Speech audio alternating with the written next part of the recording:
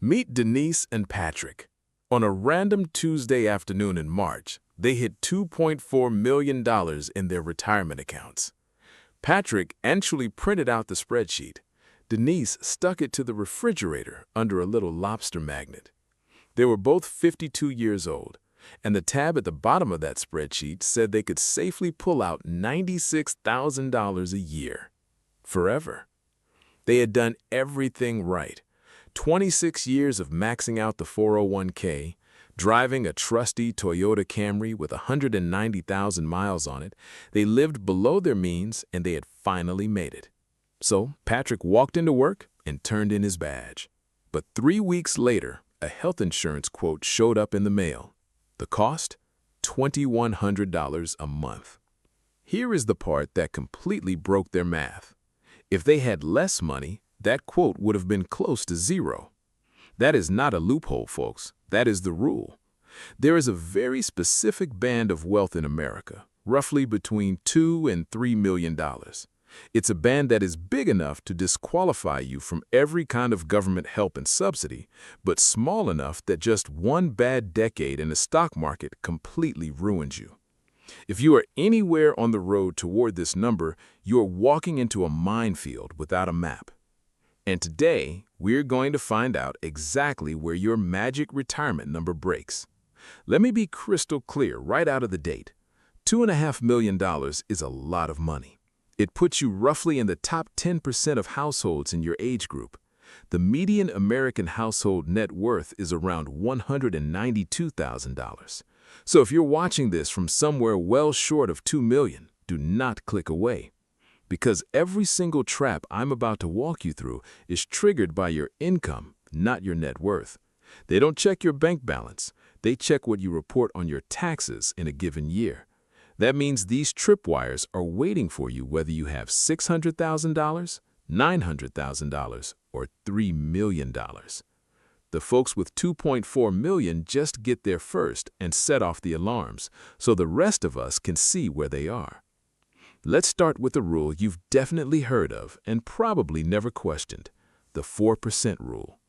It comes from a famous 1994 paper by a financial planner named William Bengen. He looked at historical data and asked, what is the largest amount you can pull out of your portfolio in year one, adjust for inflation every year after, and still never run out of money? The answer? About 4%. It became gospel. It got printed on 1 million finance blogs, adopted by the FIR community, and people just accepted it. But notice the one detail that never makes it into the viral blog posts. The study assumed a 30-year retirement. It was built for somebody retiring at 65 and planning to be gone by 95.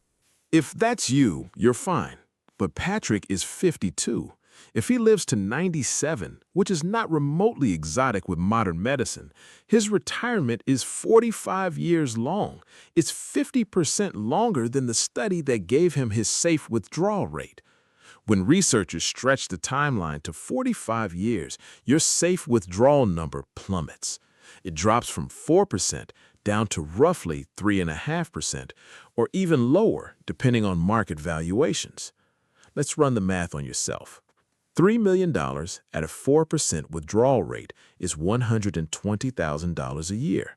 But that same $3 million at 3.5% is $105,000 a year. That is $15,000 evaporated every single year for the rest of your life. You didn't spend it. You didn't lose it in a market crash. It vanished because of a polite assumption buried in a 1994 research paper that expected you to be dead by now. For Denise and Patrick, that reality haircut takes their $96,000 to $84,000. But you're smart. You're probably thinking, fine, I'll just take 3.5% instead of 4%. Done. Next problem. If only the stock market worked in a tidy, evenly spaced line. But it doesn't. The stock market delivers returns in clumps, and the order of those clumps matters way more than the size of them. This is called sequence of returns risk. Say you retired in 1966. Over the next 30 years, you earn a fantastic compound return of about 9.5% a year. You should be rich, right? Wrong. You nearly run out of money. Why? Because your good years showed up last. Your first 15 years were essentially flat while inflation raged at 6% annually. Every time you took a withdrawal to buy groceries or pay the heating bill, you had to sell shares at depressed prices. Those shares are gone forever. When the market finally booms in 1982, your portfolio doesn't recover because those shares aren't there to grow anymore. Same average return, same starting balance, completely different life. And this brings up the uncomfortable part about retiring right now. Stock market valuations, like the Shiller-Cape ratio, are historically high. High valuations are terrible at predicting crashes, but they are incredibly accurate at predicting weak real returns over the following decade. If your first 10 years of early retirement are flat, you can't just go back and ask for your old job and your old salary back.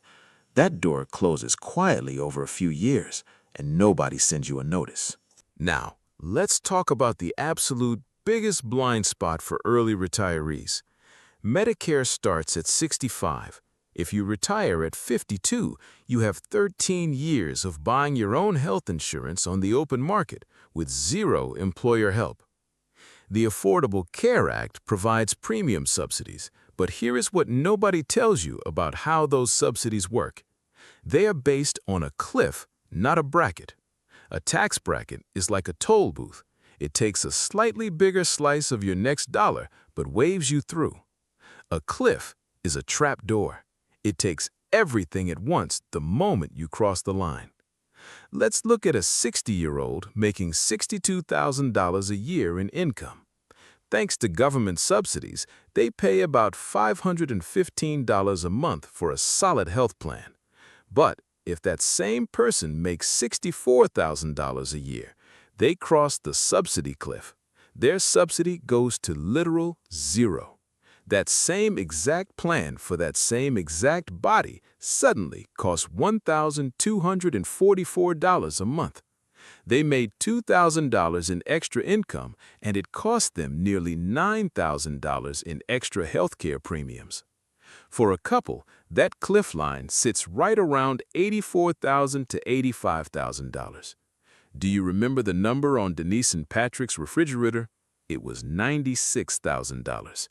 On the very first day of their retirement, they were $11,000 over a trap door they had never even heard of. So, let's walk their money down the stairs like you're supposed to. They started with $84,000 of safe withdrawal. Subtract $25,000 for a health plan they no longer get a subsidy on. They are down to $59,000. Subtract $11,000 for property taxes and home insurance, down to $48,000. Subtract federal taxes. They land at roughly $42,000 of actual spendable money. $2.4 million in the market produces about $42,000 that you can actually hand to a cashier. That is the take-home pay of someone earning $55,000 a year, except you saved for 26 years to get here. This is what living on a cliff feels like.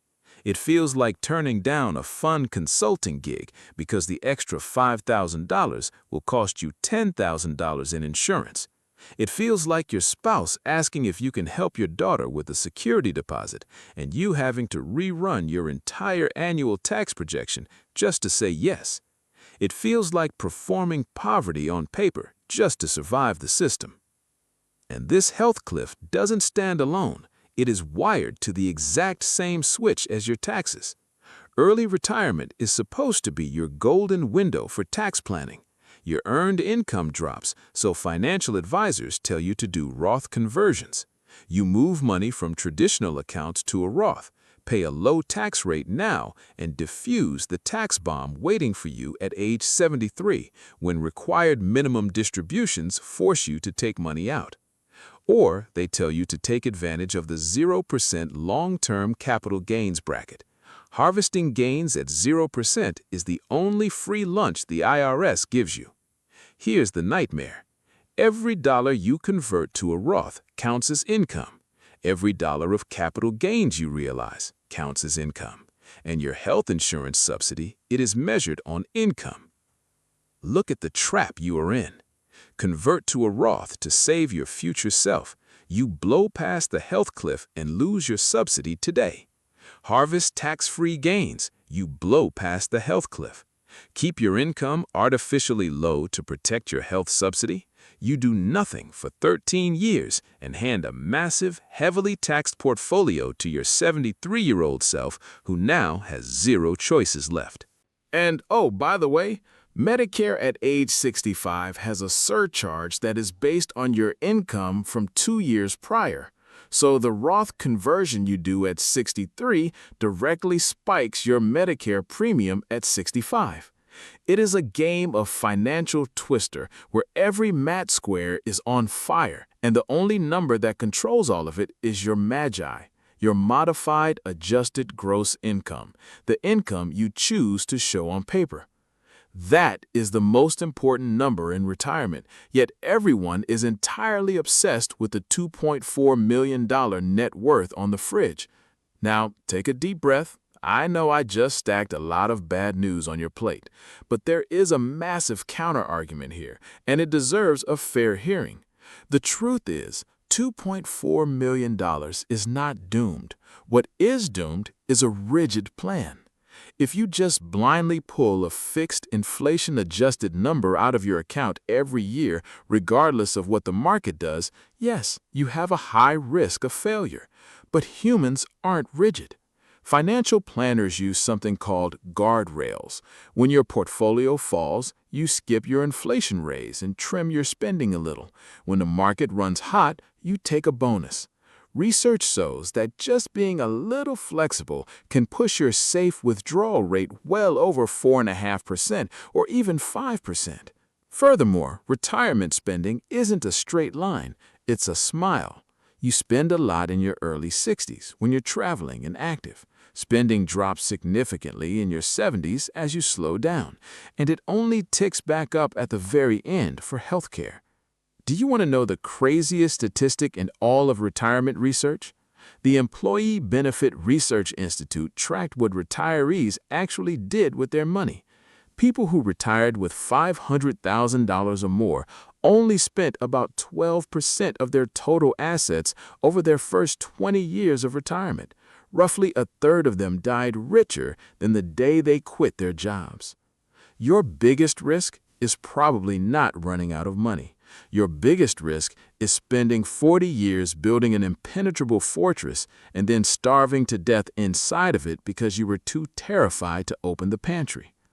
The people who spent the most in retirement weren't the ones with the highest net worth.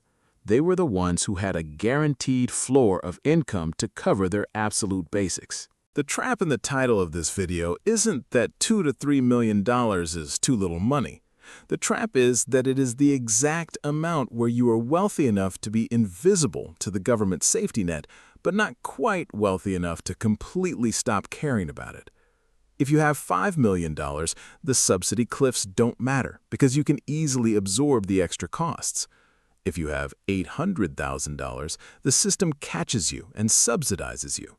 But in between, every single decision is a massive trade-off.